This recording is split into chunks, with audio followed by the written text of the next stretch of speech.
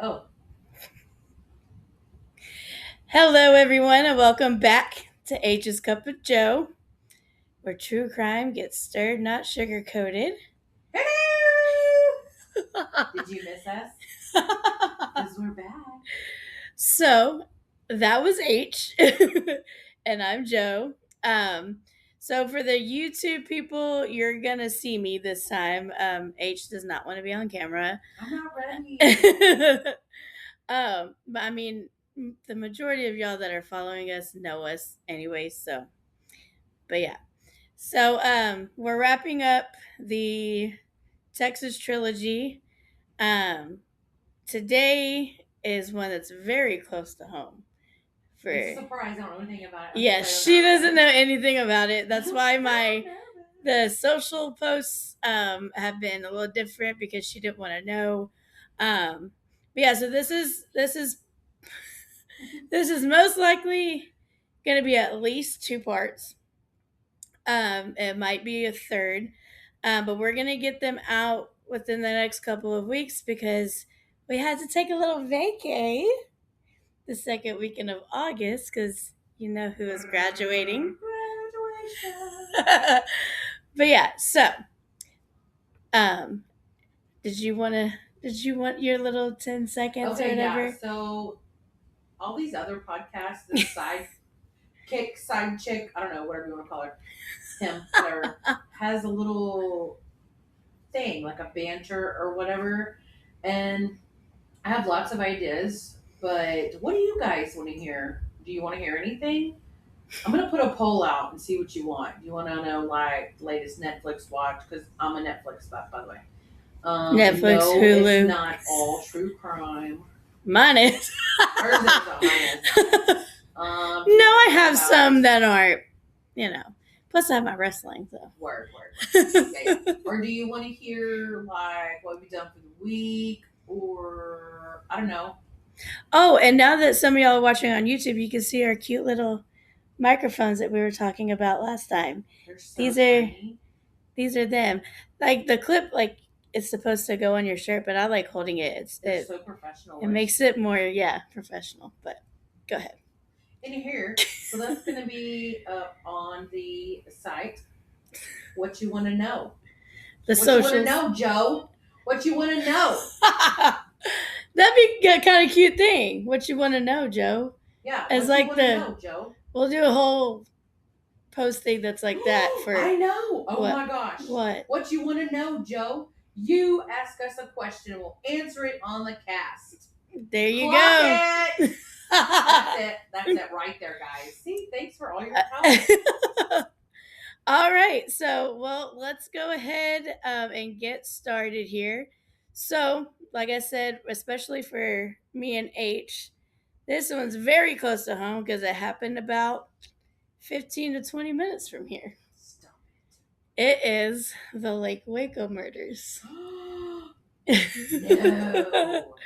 So, yeah, so I do want to just put a little content warning out there. This episode does include discussions of murder, violence, sexual assault, and the deaths of young people. I say young people because two were 17 and one was 18.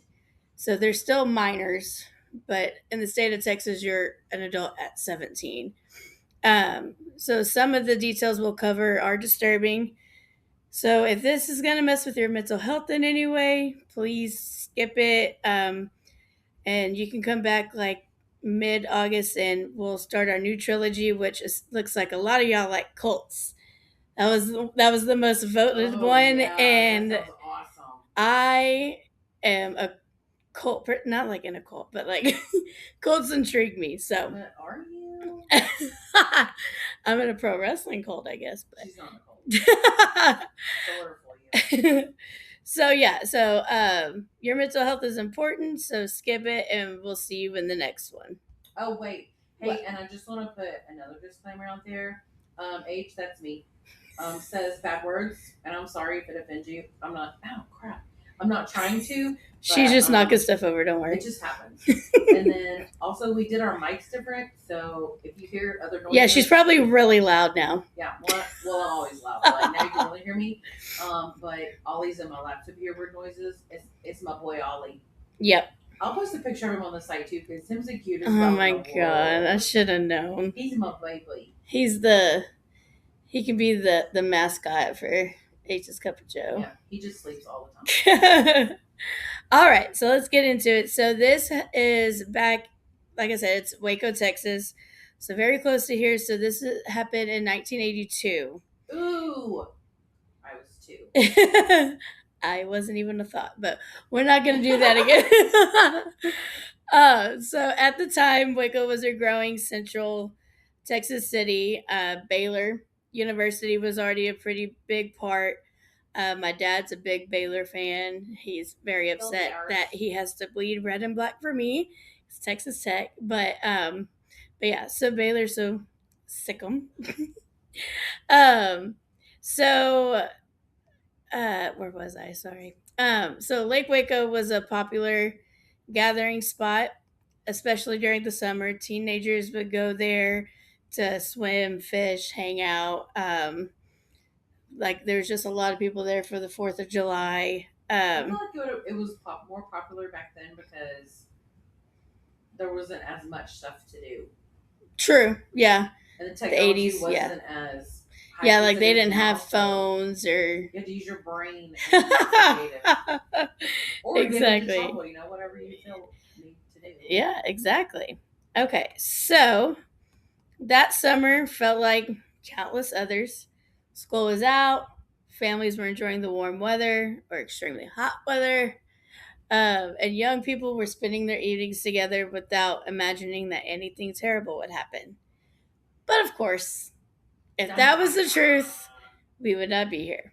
So, on the weekend of July 14th, 1982, so this is really close to the day, like 30 plus years ago that this happened, because we're on July 19th as of today. So, what began as an ordinary summer outing would soon be one of the most devastating murder cases in Texas history. And I don't want to convince anybody or like if you know this, you know this. I just want to say that just really think for yourself as far as the people who were arrested, which that's going to be in part 2, the arrest, the controversies, because it's a whole big thing. That one's probably going to be longer than today's episode. But let's just say some new information came out like a few years ago, which seems to always happen whenever I'm doing these cases, of were they really innocent or not is the big question. So, right. Always the question. Yes. So at the center of this story were 3 young people whose lives should have never ended the way that they did. So, before we discuss the crime, I want to focus on the 3 victims. If you're watching YouTube, I do have a picture of each of them. So on the left is Kenneth Franks, who was 18 years old and had recently graduated from high school. And he was dating Jill Montgomery, the one pictured to the right. And then their mutual friend was Raylene Rice, who's pictured in the middle. So he was dating Jill, who was 17 years old and known by friends as a kind and well-liked teenager. Raylene Rice was also 17 and was visiting from Waxahachie and spending time with her friend Jill that evening. So, like many teenagers, during summer break, they were simply just spending time together. Their lives, unfortunately, were tragically cut short. And it's just important to remember their faces because, they're not just victims. They have lives. So this is them right here on the screen. And don't worry, I'll post it later on socials too so you can see. Okay. Okay. So the night begins. And just to keep in mind with the content warning, I am going to go into the details a little bit with this one because I think it's very important to everything. So, Absolutely. on the afternoon of July 13th, 1982, Anthony Melendez and his cousin Perry, I never figured out how to say this, Surita, it's Surita. If y'all know, please let me know, comment or whatever. So they finished their decorating jobs in Bryan, Texas before driving to Waco to purchase some amphetamines. Oh boy. Fun. Um, so in Waco, Melendez encountered David Spence. The trio drove to purchase beers, and soon met Anthony's brother, Gilbert Melendez, walking along the roadside. He entered their vehicle. Shortly thereafter, they began to drink beer and smoke marijuana. They then drove to Lake Waco, where they encountered Kenneth Lamar Franks, his girlfriend Jill Montgomery, and Montgomery's friend Raylene Rice. According to Melendez, Spence remarked, "I know those people. Those are the ones I told you about that ripped that dude off." So Spence plus Anthony and Gilbert approached the trio, but Sarita remained in the vehicle. But then he heard Spence refer to Montgomery by another name he could not recall. So although Montgomery replied that she was not the individual he had named, so seems to me like, unfortunately, she was in the wrong place at the wrong time, and he thought that she was someone that she wasn't. So, I wonder if he was high already. probably, yeah, because they were already drinking and smoking Oh. by the time this happened. But according to Sarita, Franks, Montgomery and Rice were persuaded to accompany them to purchase beer and then drive back to the lake to party a little. All agreed, with Franks and Rice entering the rear of the vehicle and Montgomery sitting in the front passenger seat. So minutes after, Wait a minute. yeah. So they walk up to them. Mm-hmm. They call her the wrong name, Mm-hmm. and she still gets in the car with them. Because they forced them. Ew. Yeah. Ew. Gotcha. I missed that part. Yeah, and I probably said it weird, but yeah. So I think it's coming up. The real details of everything is coming up. Gotcha. So minutes after entering Melendez's vehicle, Spence attempted to grope one of Montgomery's breasts. In response, Montgomery slapped him. Yes, ma'am. Franks then attempted to intervene, although Gilbert Melendez punched him, then threatened him to shut up.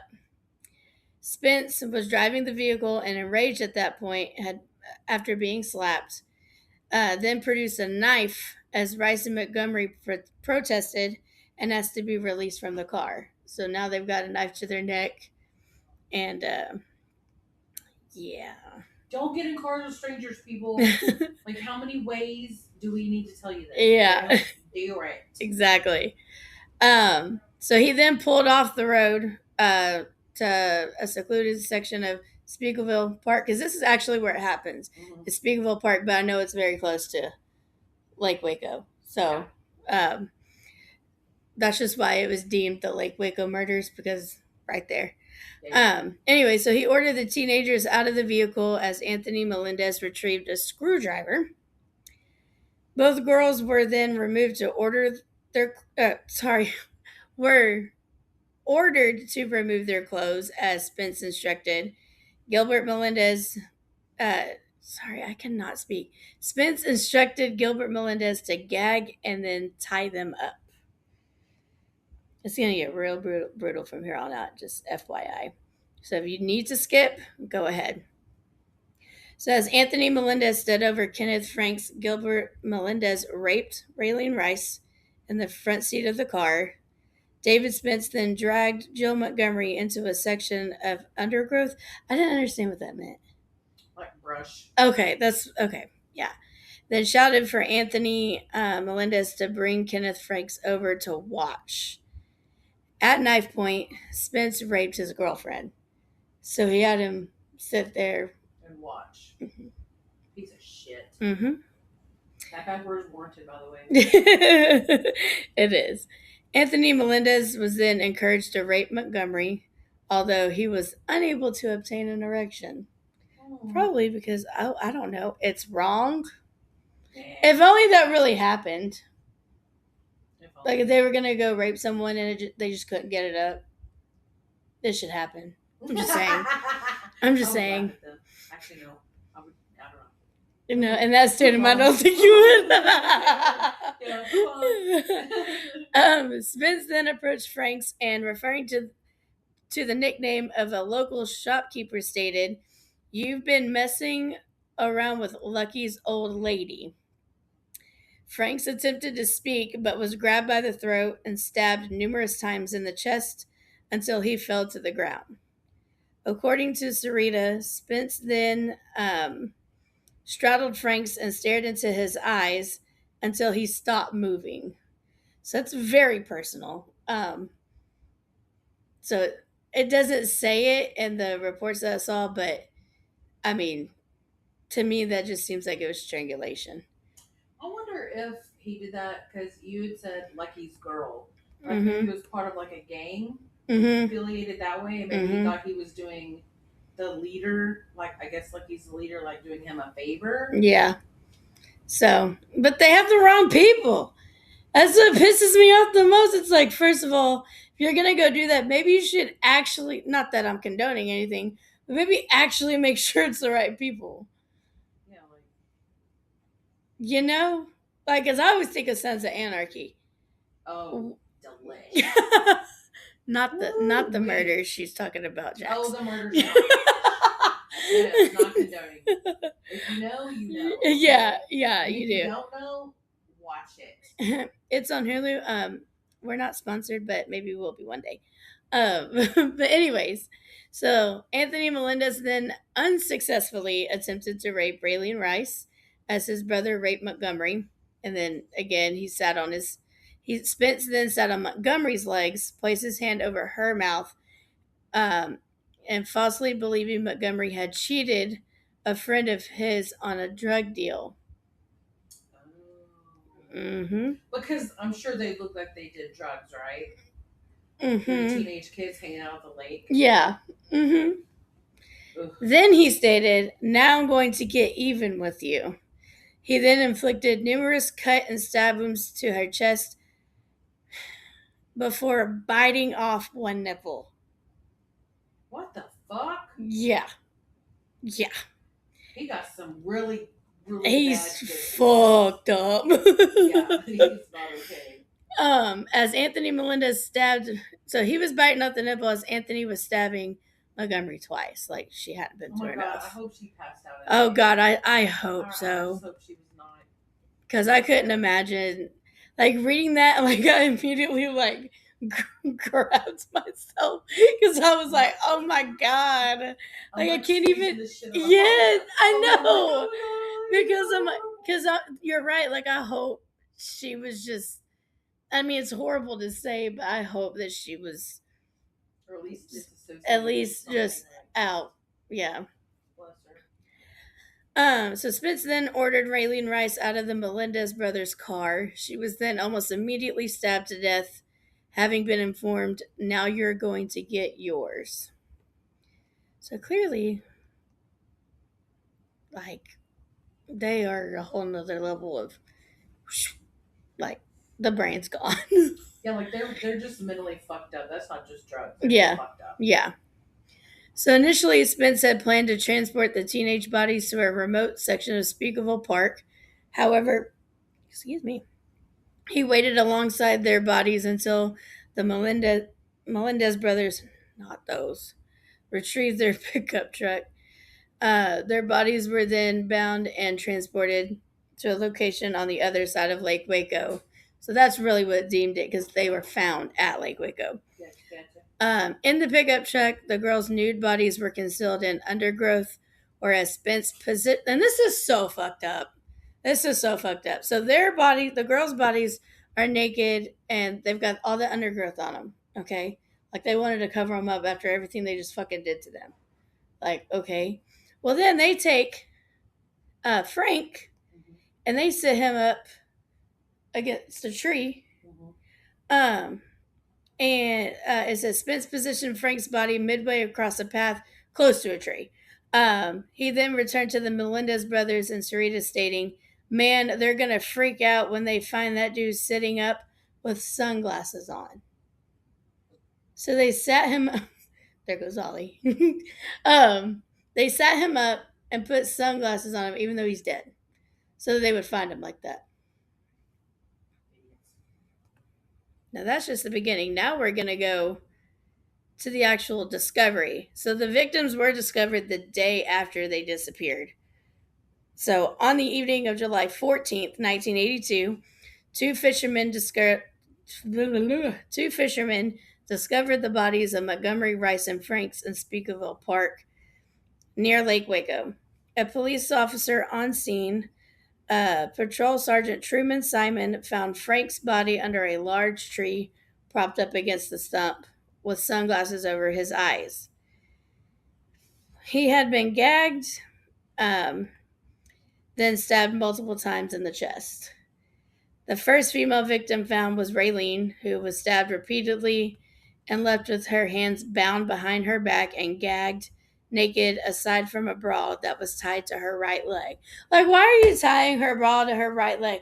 What does that even do? That's like a weird, I don't know, that detail stuck out to me. It's so random. Yes. Serves no purpose. Like, it's like they wanted to be funny. They put glasses on Frank, tied her bra to her leg. Like, what are you doing? Well, I mean, the glasses kind of sort of make sense in this whole fucked up scenario. Yeah. But the bra makes no sense whatsoever. Yeah, exactly. Okay. Oh, I didn't stop the recording. It can edit that out though. Okay, good. Sorry, we thought we had an interruption, y'all. Anyways, so let's see, where was I? Oh, the bra to the leg. Rando. Jill was found last, stabbed repeatedly, as well as the other victims, and her hands were bound, and she was also gagged as well. All of the teenagers were bound with shoelaces and stabbed a total of 48 times. Jeez. Shallow stab wounds suggested that they had been tortured, obviously. Bless their hearts. I know. So as far as the investigation, it was initially headed by Lieutenant Marvin Horton of the Waco Police Department, with assistance from Detective Ramon Salinas and Patrolman Mike Nicoletti. Truman Simons, who was I know Mike Nicoletti. Do you? Yes, ballerina. Oh, okay. Oh, I didn't know that. That's cool. Well, there you go. Great guy. Shout out, Mike. Yeah, right?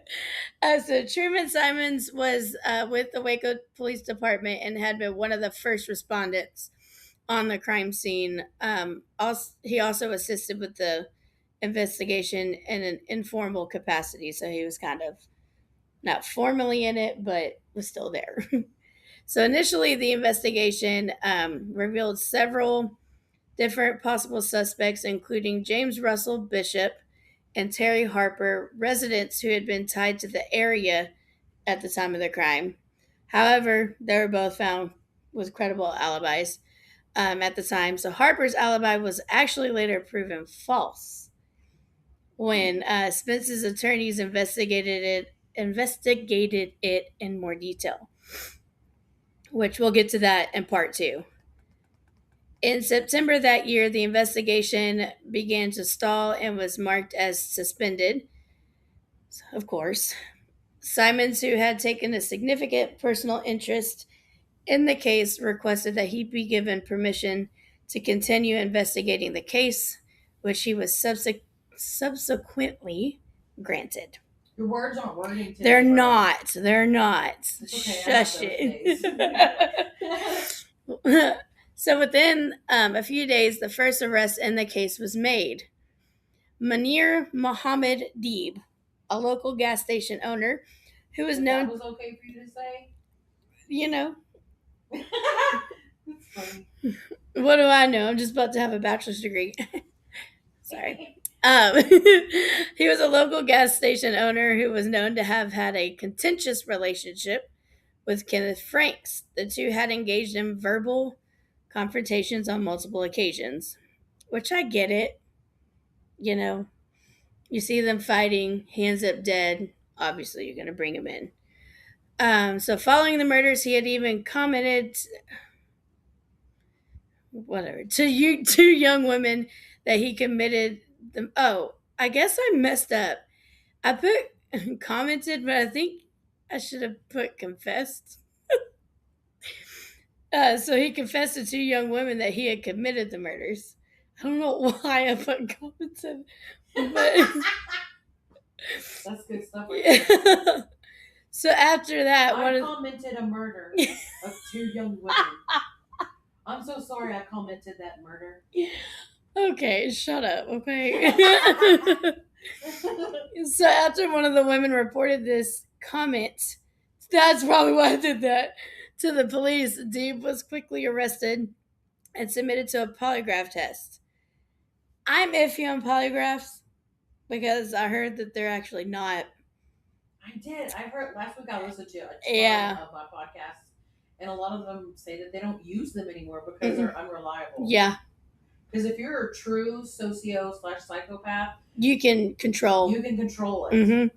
I'm like, I think Morbid, shout out Morbid, says useful as a hot dog and a hand grenade or something like that. Oh yeah, that's good. That's good. Yeah. But yeah, so he passed the polygraph test. Lies and deceit. So subsequently, Deeb was released for lack of evidence. So there is actually a potential. Mm-hmm. But part two, we're really gonna get into things. So just. It's a thinker. So the case for nearly a year. I don't even know when the case languished for nearly a year, which means put it back until the work of Simons and others had enough evidence against Deeb to arrest him again, and then 3 alleged accomplices in the plot. So they arrested him and 3 people. Deeb had a life insurance policy for one employee at his convenience store who bore a striking resemblance to Jill Montgomery. Why do you get life insurance for an employee? I Can we just think about that for a hot minute? I wonder how much it was too. Yeah, I'm gonna get a In life insurance 1982. policy on you because you work for me. Like you would get your own. Like if it's employee benefits, you would get your own. Exactly. But let's look at this. It's gas station, right? Mm-hmm. Yeah. That's not happening. Mm-mm. I'm not degrading. Everybody needs a job. Everybody has a place in this world. I understand that. Typically, those positions don't offer those type of benefits. Maybe that's why. But this was also the 80s, though. So true story. It's the 80s. But more than one person works at a gas station. So why did you just get life insurance policy for one that person? When they and you said they favored somebody? Well, the employee looked like Jill. Oh, that's great. Mm-hmm. That's the one that got the life insurance. Was the one that was really close to looking like Jill. Interesting. Mm-hmm. So Simons hypothesized that Deeb had hired David Wayne Spence to murder her, and that Spence, of course, and the 2 friends, Kenneth and Raylene, Anthony and Gilbert. Where am I at? David Wayne Spence to murder her, and that Spence and 2 friends, Anthony and Gilbert Melendez, had seen the victims and had mistaken Montgomery for the target. It's a case of mistaken identity, essentially. Wait, are you saying that Jill looked like the gas station girl? Yes. So he the one that had the policy. Insurance. Allegedly. Ooh, this is getting good. So, So in all these years that people have told me this story, no one's ever even mentioned that shit. You're welcome. Yes.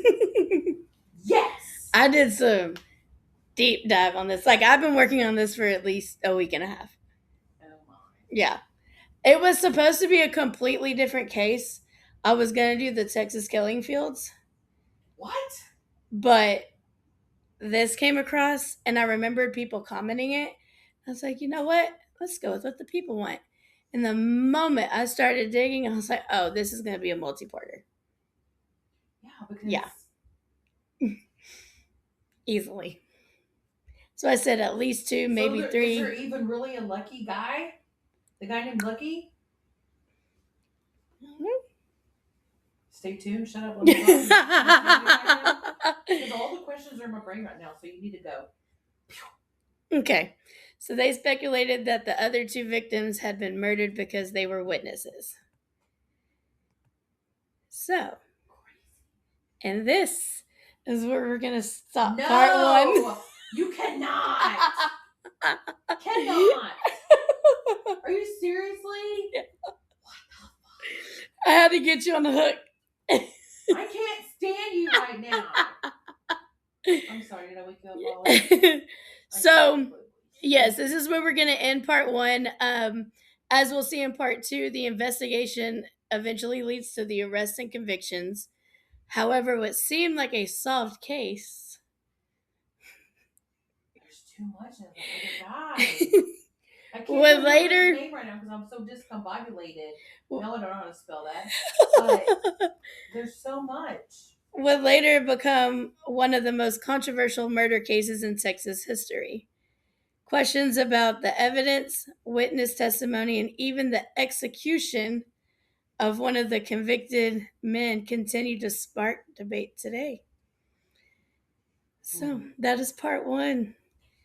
Because the story of the Lake Waco murders is far from over. I'm so mad at you. But for real, yo, I meant to say y'all, not yo. I don't know why I did.